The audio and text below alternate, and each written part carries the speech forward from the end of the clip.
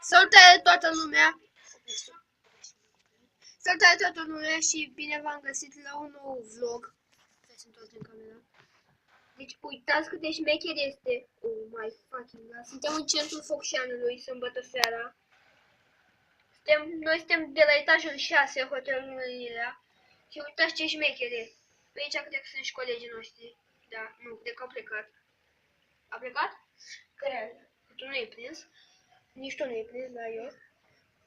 Deci uitați-vă, cred că după meci, că avem meci la 6 și 20, o să s-ar putea să ne scoată domnul profesor afară și o să facem un vlog sigur, dar de la lung de 10 minute, să vă săturați pe ziua de astăzi.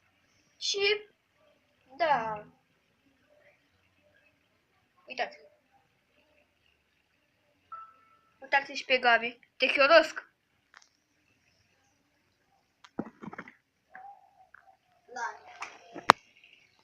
Și a făcut și el un videoclip, uitați-vă la el, o să vă pun canalul de descriere. Deci, oh my fucking god.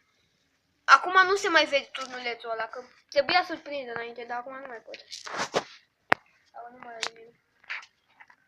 O să vadă mâine turnulețul ăla, deci uitați cât de șmecherie.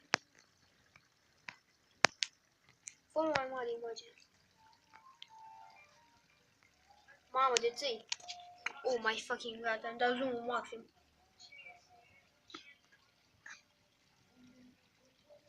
Bun, fraților, deci cam atât cu acest episod cam atât cu acest vlog, de fapt.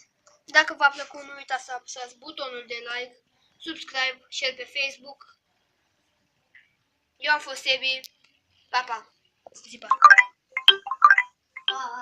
Like.